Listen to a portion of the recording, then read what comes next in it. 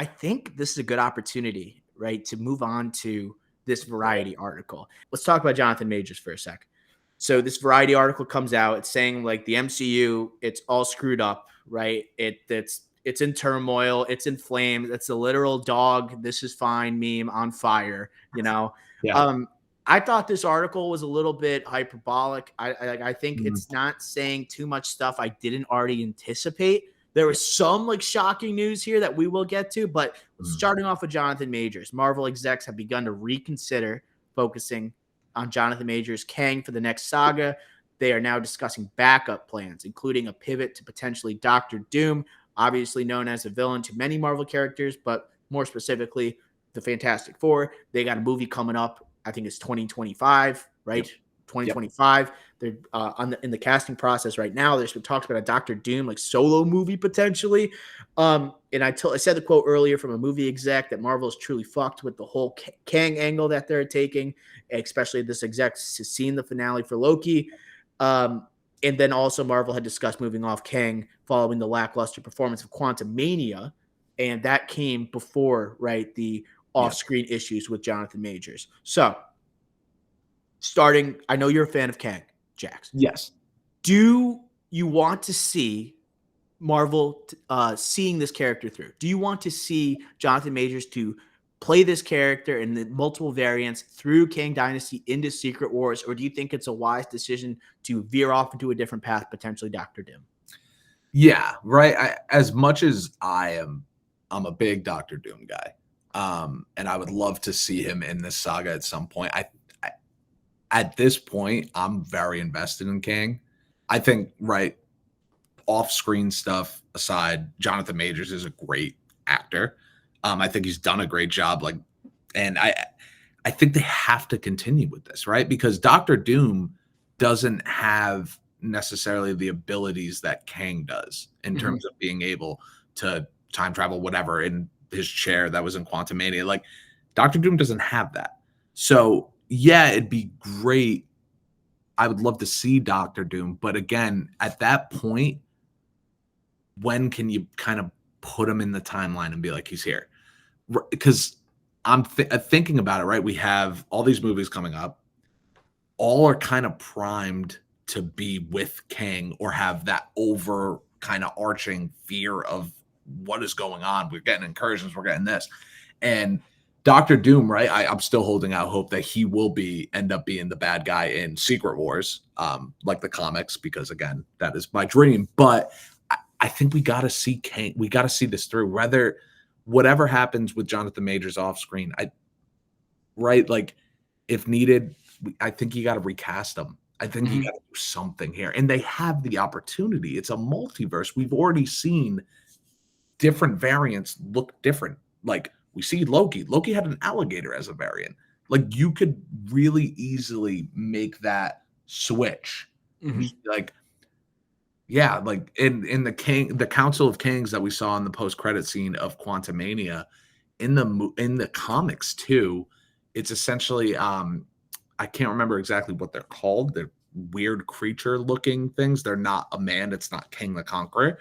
They could say that was just that. Like it was just variants, and they had this weird, different face than the prime Kangs. But yeah, rambling here. But I think at this point you got to stick it out, regardless of if it's Jonathan Majors or someone else. Yeah, I'm not rambling. I think like you're pretty on the nose. And to me, it comes down to, are you potentially going to go off in a different direction because of what Jonathan Majors is doing off screen or what's happening with his trial? Or is it because the character is not working? You know, because what was telling in this article, in my eyes, is that they were thinking about after Quantumania steering off Kang the Conqueror or It was Kang the worst in general. decision of all time. And Introducing a big bad, really, like you had Loki, but in an Ant-Man movie. I love Ant-Man, but that's not where you do it.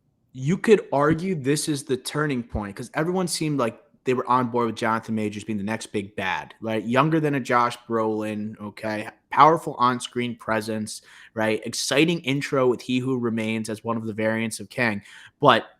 And we were holding out on the potential success of like him being introduced in Ant-Man, Yeah. right? And Yeah. where it's like, okay, this is the third movie with like Scott Lang with Paul Rudd, right? Let's give him a bigger villain here.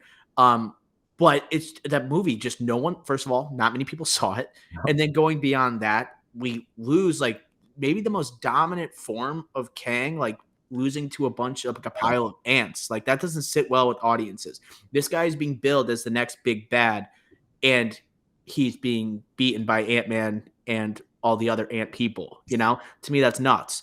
And Yeah. I don't think people are used to seeing a character like Kang where you have to expect that he's going to be beaten at times, right? Where Yeah. he's going to, like, He Who Remains, we've seen die.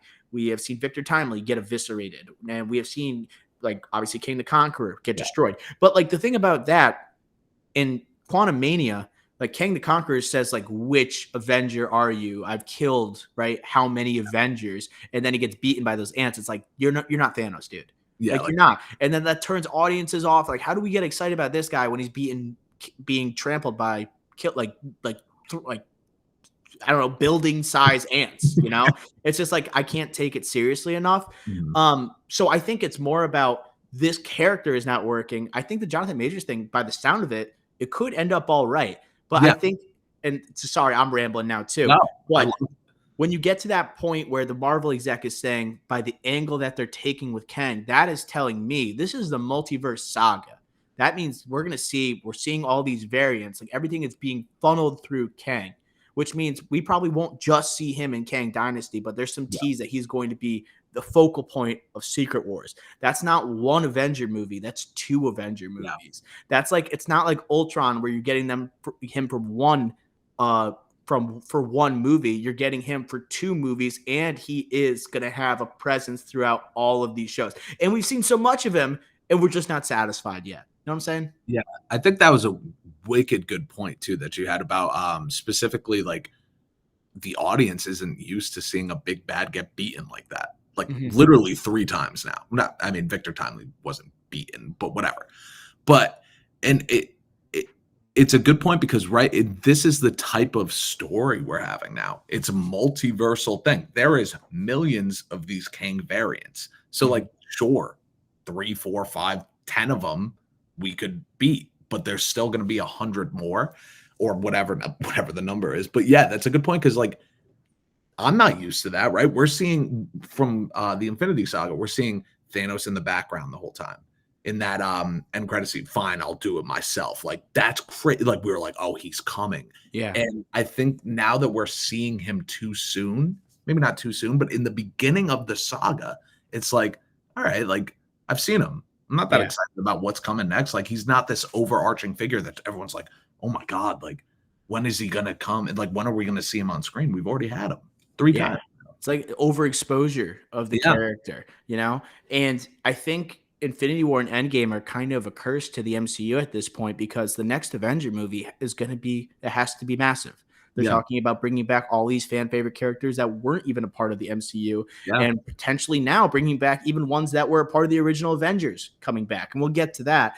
But it just seems like you can't have like an Age of Ultron or you can have like Marvel's The Avengers. You can't have those movies anymore because the expectations are so high. The budgets are inflated. You have to make sure it's an event when you go see it. And if we want to like face the big bad, the next Avenger movie, like the Avenger team is not formidable. It's not good. Not just like with the star power of the actors, but like literally the characters aren't strong. Like they're not like the original Avengers team. They're not what we see in Infinity War, Endgame. So I think you don't see like a one-off comic book story like, hey, let's just make an Avenger movie where it's like we get these heroes coming together, a team up style. It has to be so built up. And I feel like after Endgame, that makes it so hard. And all these characters are being introduced. It's just not a lot's working.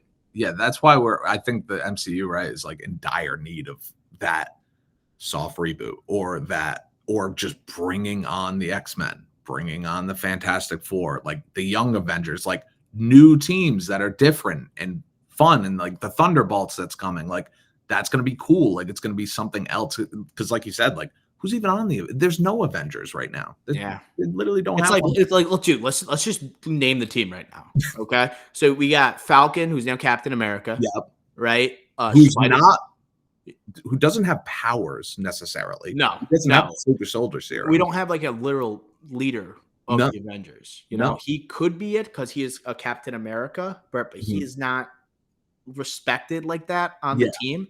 And then like Spider-Man, super young, Goat. right? The You goat. know, it's just, and he's not even owned by Disney. You know, Yeah, right. So I don't know if he's yeah. going to be in the middle. Captain Marvel, Brie Larson is like basically doesn't even want to be a part of the MCU potentially, Yeah. and she's not well liked by audiences, right? Those are three right there. And then you have a bunch of people in MCU shows that not many like people care about. Yeah, You you know, don't have like that, like in the beginning, right? Like we had like Iron Man wasn't a crazy popular character like in the comics, but you start the MCU with them. Everybody loves that movie. It's like, oh my God, this is new, this is different, this is crazy. You had Iron Man, you had Thor, you had Captain America, you had these world beaters as your Avenger team. And now it's kind of like, all right, we have a bunch of people who are superheroes or heroes in their own right, but it's just like it's not the same. It so doesn't many make sense. like throwaway characters. Like think Yeah. about all the Eternals that were introduced as Yeah. potential heroes. Who cares? I can't name like the entire team. You No. know, I like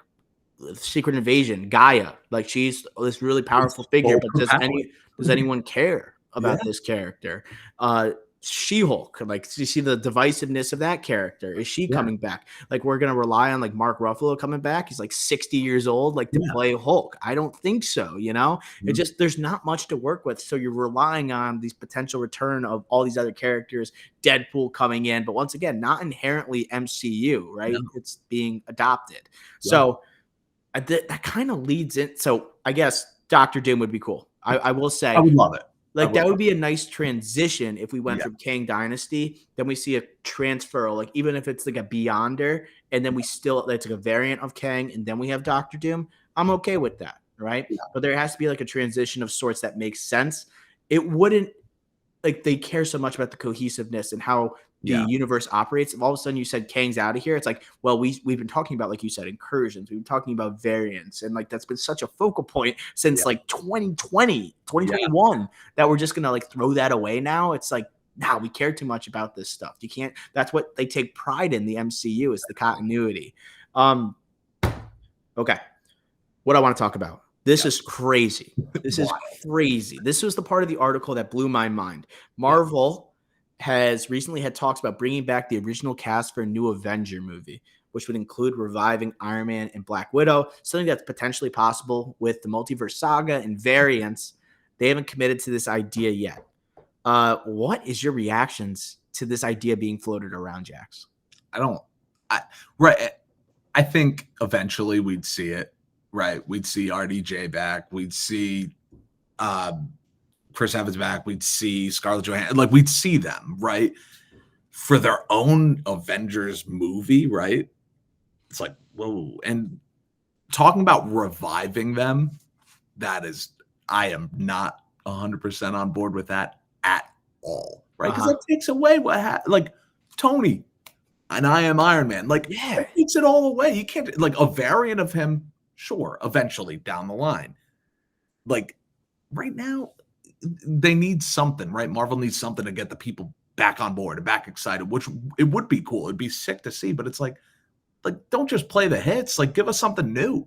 That's exactly what it is. It is playing the hit. It's like Def Leppard going on tour in their 50s, you know, playing the Exactly. hits they had when they were in their 20s. This is the ultimate sign of a panic button being smashed. Yeah. Smashed. And you're right. This bringing these characters back would totally soil what was created since 2008. That 15-year run, right? That or 13-year run from Iron Man all the way to Endgame, and the journey that Tony Stark went on, only for you to bring him back 4, 5, 6 years later, right? Just like audience had such a ride that they will never forget.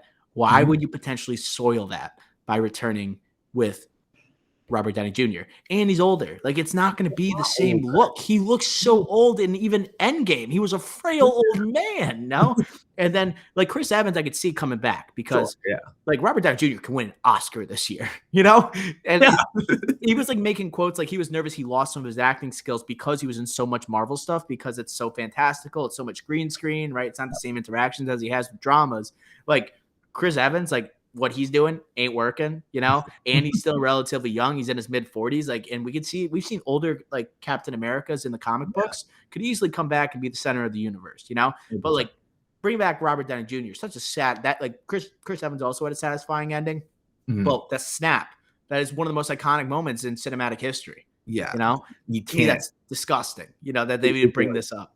Yeah, Maybe for like a one-off movie later on, like yeah. that's potentially For not what. Secret Wars, like Yeah, just leave it at that. I'm 100% like, give me that. That's fantastic. That's what everybody wants Secret Wars to be. Like, you want it to be this variant heavy. Like, we're seeing all these people, like the old X-Men, like the Fantastic Four. Like, you're seeing Chris Evans being Johnny Storm again. Like, that's what you want in Secret Wars, but like not yet. Like, let it breathe.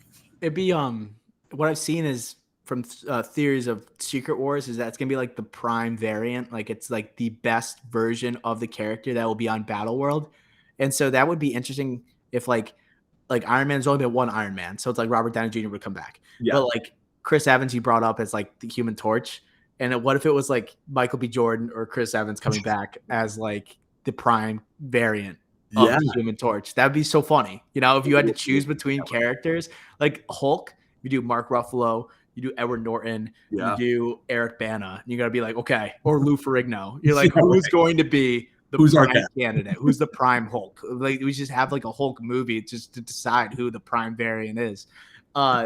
Yeah, the Mr. Fantastic, Miles Teller, or Iwan Grufford. You know, that would be so funny.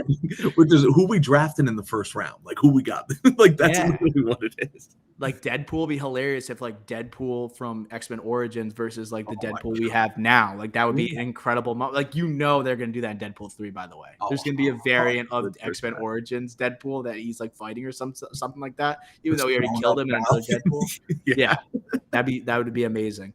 But yeah, this would be something that I would like maybe down the road, but not when we're trying to move on, right? Exactly. We're trying to show like Kevin Feige saying we have like decades worth of material that we can use, and you're going back to the well so early on that would just like that's your plan is collapsing on itself if you do that. You know, prove it. You got all this stuff. They plan out 10 years in advance, whatever Feige said, 10, 15 years in advance. Like, then stick to that. Yeah. Like, you're going to get these flops, right? Like, you're going to get the Marvels coming out, which I'm excited to see, but I know a lot of people aren't necessarily. Like, there's going to be these movies that like aren't great, but then you're going to have like Deadpool 3, which I think is going to be crazy. You're going to have Fantastic Four, which is going to be great. Like, you're going to have all these upcoming movies, but just don't bring back don't bring back RDJ and Scarlett Johansson because they work. Like, we know they work and we know the people love them. Like, that's tainting everything. Maybe we just like don't need an Avenger movie so quickly. No. You know, I know it's like box office and we got to make sure like Disney's still bringing in the bucks here, but like maybe we let it breathe for a little bit. Like, some of the most tempting characters aren't inherently Avenger characters. Like, we're going to talk about Marshall Ali as Blade and all the rewrites that script has gone through, but like, he is not an Avenger, but he's probably one of the coolest characters Marvel has at its disposal. Daredevil, it's not an Avenger, but it's a great character. Yeah. Like, even Spider-Man is not inherently an Avenger, but they kind of turned him into one. Deadpool, and like, you have the X-Men, you have Fantastic Four. Don't rush. Like, the next time you could bring in the Avengers is like, make sure like Fantastic Four and the X-Men are already established. Yeah. And you potentially have an Illuminati, right? With like Doctor Strange, right? Or a Black Panther alongside, right? A variant of Black Panther or Letitia Wright, who cares? But like, you could have like 4 different teams. Why don't we just build up the rest of these rather than just say, you want that Avengers logo across the screen? Exactly. Build up the rest of the teams. Let it breathe. Like, the Avengers, not disbanded, but the Avengers are gone, right? Now. We're working to get to a new one. Let us build that up. Bring in the Fantastic Four. Bring in the X-Men. Like, let us get everything, like you said, like, let us get everything reset, and then let's go for it. Yeah. Like, you could have like a reintroduction to the Avengers. Imagine like an old Nick Fury saying like, we got to get the gang together. You know, we got to get the newest heroes. Him going on another recruiting trip at the end of like post-credit scenes, like after the buildup of the X-Men and Fantastic Four, or you have like X-Men versus Fantastic Four. I don't know. You could do so much crap, you know? It's just like, we don't need to see the Avengers because they're so weak right now. Exactly. Okay. And the villain, like, if you were, let's just say hypothetically, you were to bring back the old Avengers, Like, who would you want as the villain for maybe it's a one-off movie? Who would you want to see? God.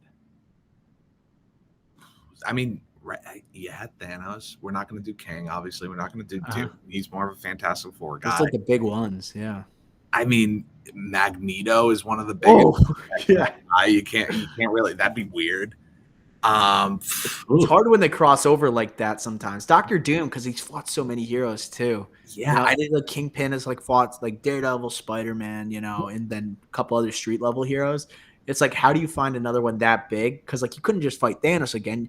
And I assume like if you went down the road, you wouldn't do Kang, right? Like, is there someone else? you know, it'd be really cool if like multiversal stuff, like if they just gave Ultron the story he deserved. Oh, Like, bring back Ultron. Yeah, let's get weird. Like that would be, and actually do Ultron the service of writing his character correctly. Like that would be really cool. But like again, like you said, we've kind of used them all up, or like we have plans to see these new villains. Like you can't just bring them in early, I think, for something like that. Because like the Avengers themselves don't have the greatest rogues gallery. You know, think about like 2012, like we had Loki. Yeah. You know, like we already used Thanos, which is the biggest one you could use. Kang, probably the second biggest one you could use, right? The biggest ones are then related to the other teams, you know? Exactly. So it wouldn't really work out. But AI is big right now. So maybe we do bring back Ultron. You know, AI is pretty big.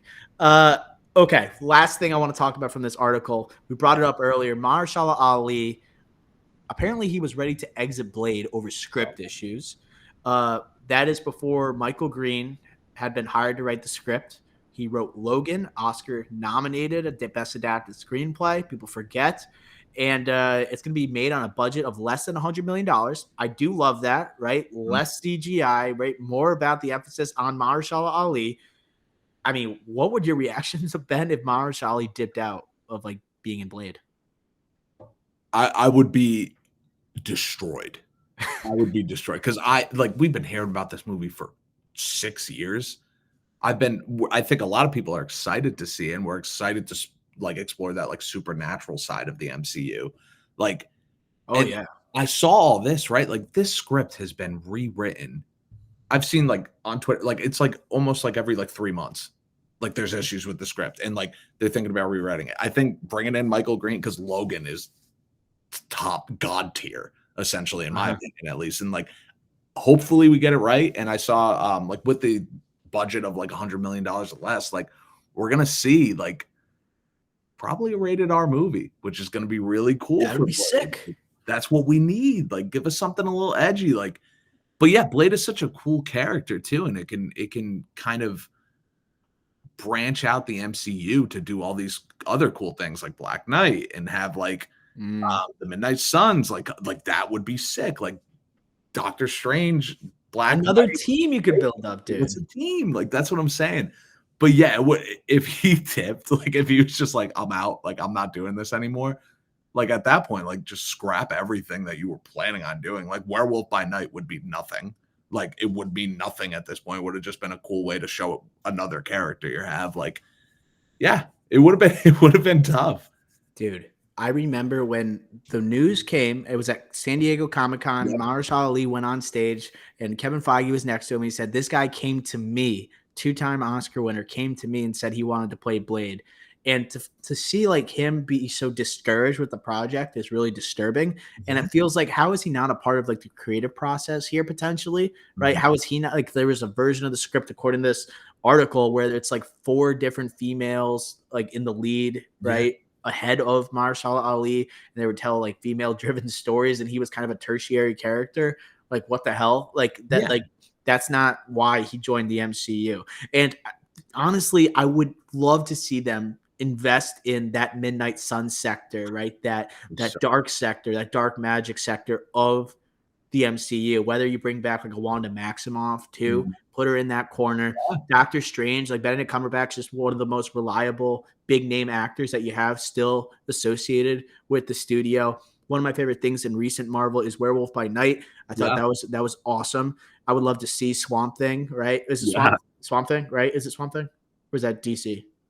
Crap. It's either Swamp Thing or Man Thing. Man Thing. I always get it's Man Thing. Yes. Man Thing. Yes. So Man Thing I thought was great. I would love to see him right in Werewolf by Night with Gael Garcia Bernal. I like him as an actor too. Yeah, I'm excited to see what he does in the future. But like that goes with the idea. Just branch out the other teams, and then eventually we'll get like those heroes for the Avengers, right? Or you can yeah, have like those variants that are built up through the multiverse saga, have them introduced, and then they make their team. All yeah. right. And think of how sick the Midnight Suns would be. Like you could throw Wanda in there, you throw Doctor Strange, you have Werewolf by Night, you have Man Thing, God, how you cool. have Yeah. Blade, you could introduce Ghost Rider. Like that would be Oh my gosh. that would Yeah. be so sick. And like that would be something I'm sure a ton of people would be like, Ghost Rider, I'm back. Like, get me to the movies. Like that'd be sick. People are so obsessed with the Avengers, dude. And when you think about it, we've already brought up X-Men, we brought up Fantastic Four, we brought up the Illuminati, we brought up Midnight Suns. We haven't even talked about street level heroes that aren't even a part of the Avengers. Like there's so much we can build off of, but we're so obsessed with how does this all tie together? How do we get this here? You know, I get it. It's what makes the MCU the MCU, but like just look at the possibilities. Look at like Yeah. because look on the bright side, glass half full. You don't have the heroes for the Avengers right now, but look what else you have at your disposal. You Yeah. know, don't force people into that world that don't belong in that world, and that can make people kind of pissed off with how the characters are treated. You know, yeah. So Mahershala Ali, let the man cook. Yes. The idea of like under $100 million, very tempting. Mhm. Okay. And edgy. We want it edgy like the original Blade. You know, let's give that. Like after Deadpool 3, hopefully that R rating sticks. Hopefully it's successful in terms of box office, and so they can have that R rated, right? Especially with like a lower budget, I think that increases the odds it's going to be R rated. Yeah, and like your margins too at that point, right? But profit wise, like from the box office, like you're playing with house money at that point. Like and like you said, like that's one of the things I saw too when I was looking into it. And they were like, oh, $100 million budget. That's the same as Logan. And Logan was R-rated. So I was like, okay, we're getting on the right path here. Yeah. Did you see speaking of the budget, did you see the $250 million budget for She-Hulk? Insane. And did you see the side by side? You know how much 2012 Marvel's The Avengers cost to make? What was the budget? I want to guess like 150 to 200. 220. So it was $5 million less than a Disney Plus TV show with terrible VFX. That's insane. Like that's upsetting. Yeah, That's it is. like what? How? Yeah, it's just like lesser known character, and then pushing it on us, and then terrible VFX that went along with this insane budget. That is, I don't know. That's just this is one of the main reasons why they're deterring from the Disney Plus shows. Yeah. All right.